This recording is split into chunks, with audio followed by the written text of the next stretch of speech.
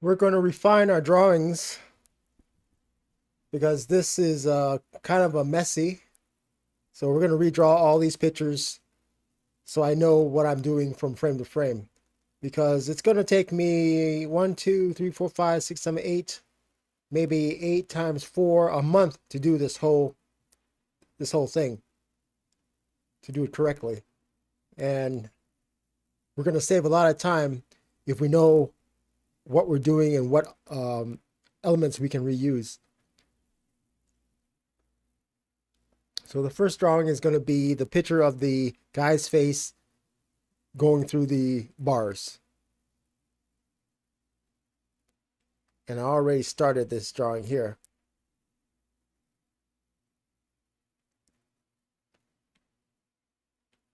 I'm going to select the layer in the front. A little closer to you so you can see what's going on. And right now, I'm going to be more sketching out what I want the action to be like. For instance, here, and 1, 2, 3.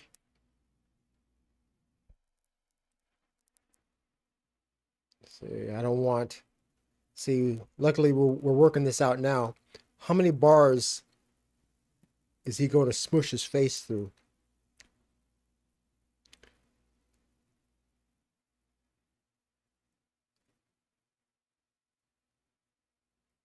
So it's going to look approximately like this behind the bars. It's going to squish like this. So what I'm doing is I'm drawing on the layer behind the layer 4, which is layer 6. I'm putting a color over it so it will be on top of the face. This way I can move the face around, and that'll be the animation. I might start off having him be like further back, and then as the frames progress, have it that he moves his face forward. It'd be kind of funny, right? If, let's see this, let's duplicate this frame. If, see the bar here, let's turn off this frame in the bottom. We might as well turn off this frame here. It'd be kind of hilarious if the bars were straight like this first, right?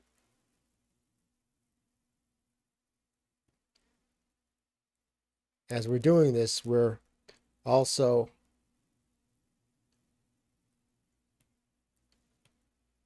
visualizing what the animation is going to be, right? Oh, see, we already made this correction because this bar is going to have to stay still. Maybe these bars need to be a little bigger, right? Okay, so he goes, let's move this one to the top. One thing that we need to do is we need to get rid of, unlock this one because this had a lock on it. Delete the color layer. And let's go and set up our animation scene, which is in the canvas. We turn on animation assist, which is up there. The animation assist, oops, open layers, hidden layer, cancel. The animation assist gives us these frames on the bottom so we can move quicker from back and forth. Okay. And let's turn off onion skin for now. See what we have here. Okay. So his face is going to start from here, right? And I want him to, let's duplicate this again, just move his head closer to the screen like that. And then when he lands on the second screen, we can duplicate this one, move that up here.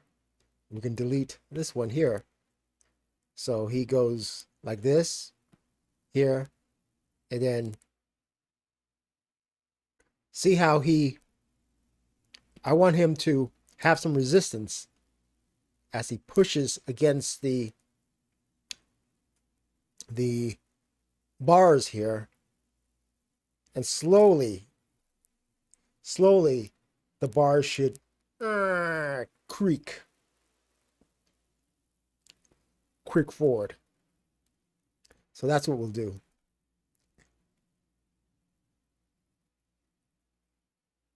So that'll be the first animation. Let's say duplicate this one.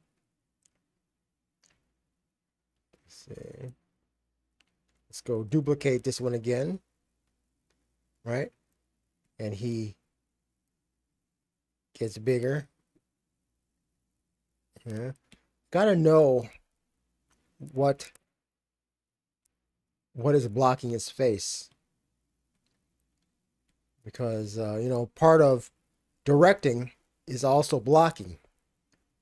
What are you showing the audience?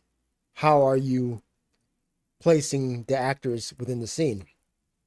And my blocking, I want to rectify how much of the face do we see at this particular point.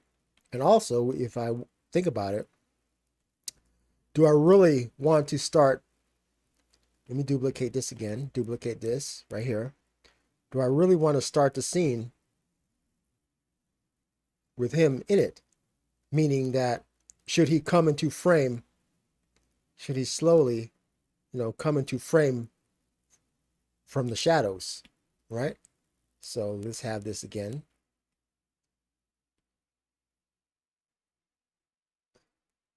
So this, like that.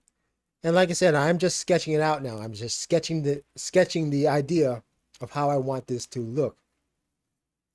And I've just decided right now that I don't want to start this shot with him already in it. I want to start the shot. So let's duplicate this one, duplicate it again. I want to start the shot with him in the shadows. So I'm going to fade him out a little bit like that.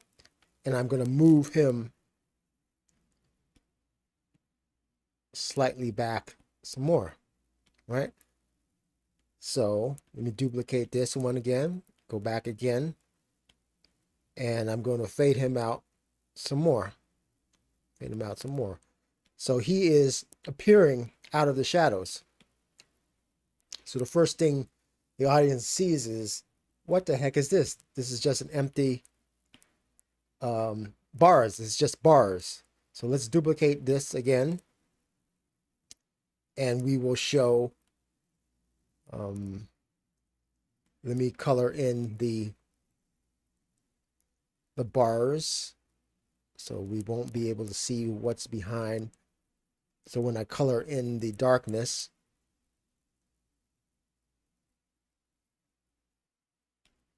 and this is how, have another scene and have this one be gray, and this would be the color that is inside here. Okay, so scene is going to start off like this. Like any good shot, you want the audience to say, oh, that's interesting. Why is maybe even like the camera moving slowly here like this, right? Then suddenly something appears in the shadow, a little bit of shadowing, a little bit of his face. Let's see, I can duplicate this one, and I can move that up to here, right? Then I can color, I can just duplicate this again and move it back up here. And I can delete this one here. See, from here, then slowly he appears And then let's say duplicate this again, move this here. And see, it's lucky, not lucky, but it's good that I work this out now before I start doing the real animation. Because it would be a hassle to draw it really, really well and realize, oh man, I prefer to have him come into the frame from the darkness. So let's duplicate here, move this up. And he is coming into frame. Duplicate here, move this up again. And then from here, let me duplicate this one and put this up here. Let's delete this one. Let's duplicate this one, put this up here, like that. And this is where he would come into the scene where you would see his real color probably taking shape, like right here. About right now, you would start to see his color coming into shape here, right? But then, come to think of it, this is his white eyes right here, because his eyes are always white. So let's put this back here. So sometimes the computer, I'm going too fast for the computer, and even iPads crash because they can't keep up. So I have to like slow down a little bit. But slowing down is good. The computer will tell you, hey, slow down and now think about what you want to do next. So we're going to slow down and give the computer time to I guess, save or do what it has to do. Because remember, every little thing that you do is saved somewhere on the computer. That's how it goes back. In fact, what I forgot to do is that I forgot to turn off the time-lapse recording. See, the time-lapse recording, when it's on like this, saves every single thing that I do and puts it in an animation. Let me export this time-lapse recording so you can see what it is, and we'll turn it off so the computer will be more responsive. So I'm going to go exit. So I'm going to say export time-lapse video, and I'm going to say full length. Okay, and I'm going to say save video. Okay. Now I'm going to go ahead and turn that off and purge this, so it's no longer saving every single stroke, every single thing that I'm doing in the database somewhere. But that's something that's cool about the Procreate, is that you can have all your movements recorded. So let's go look at that time-lapse video just for, just to see what that was all about. So let's scroll down to and this was the time-lapse recording. So there you see, from the beginning of the project, about 3 days ago, I forgot to turn off time-lapse, and you notice that it records everything that I've done. That's probably why it was starting to go slow and crash while I was changing the layers. And you see how and then this is where we were today. Okay, so that's the time-lapse recording. Let's go back to Procreate. Okay. So then he gets closer to the and then he smushes it. So from here to here, let's go duplicate again. And this time, I am going to merge down these two layers so they become one. And I am going to distort, I'm going to warp this like that. So it'll be like, him when he is distorting this, he has to move too. And instead of warp, I'm choosing on him the actual face now, layer 3, as opposed to layer 19, which is the bars. I'm choosing his face, and instead of warp, I'm choosing freeform, which means that it's not going to distort, it's just going to move everything proportionately. So what we have here is from here to there, he's like smushing the bars. I only want him to smush these two bars. I don't want him to smush this bar.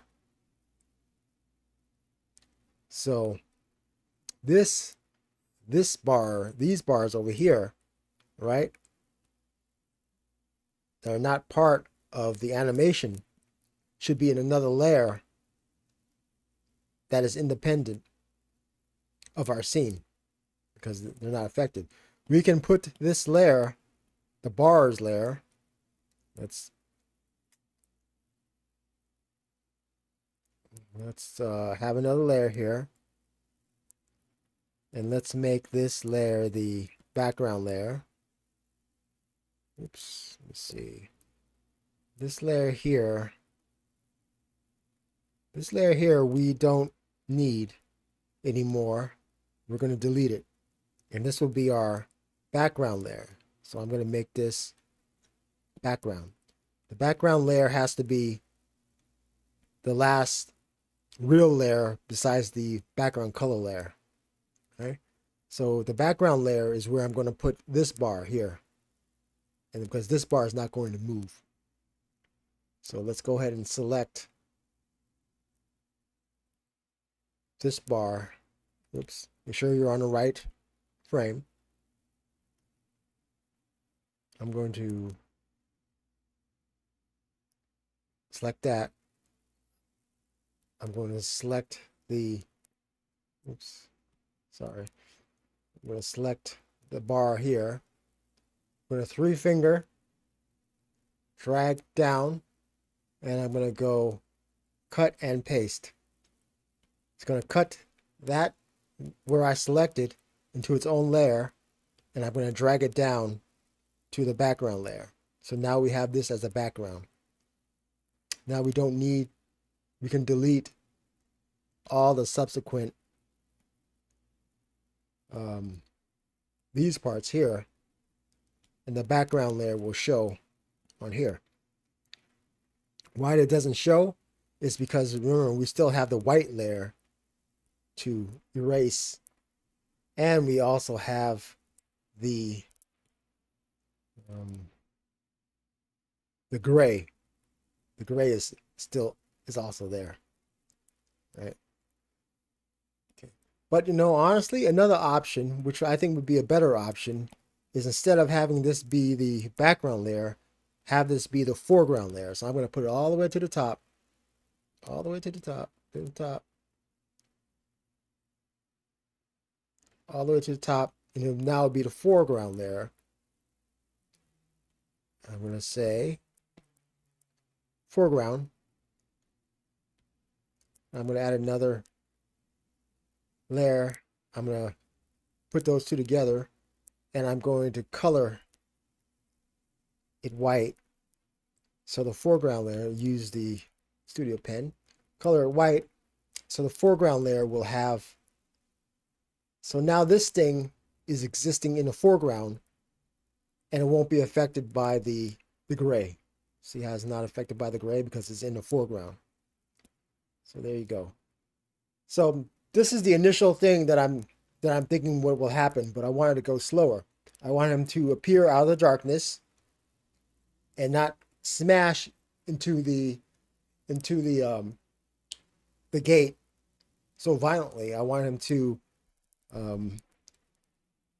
go to the gate and go like this, then maybe have a little pause, and maybe a pause of 4, and then have him smush it some more and have that pause for maybe a couple of more scenes, And let's play it out here. There you go, and he's slowly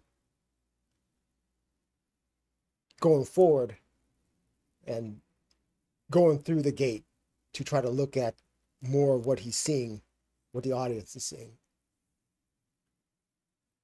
How much time is this? This is 20 minutes. I want to do a little bit every day, because tomorrow I will look at this again and see, oh, okay, can we improve this a little more? Obviously, we can improve it by having him go slower, not smash his head against the structure, the gate, the railings, or the bars there. Just have him go a little slower, and have his flesh, because when you smush yourself against the sun, your face, like, it goes like this, right? I want him to go like that, have a little bit of his meat come out. So it's more of a revealing shot. And maybe his hands will have his hands pop out somewhere, him coming out of the darkness. So that'll be the first scene. And like I said, this scene, because we're working it out, I'm averaging like one scene every 5 days. So I will consider this the first day. This is the first day. This is the first initial idea of what this animation will look like. All right. See you again later.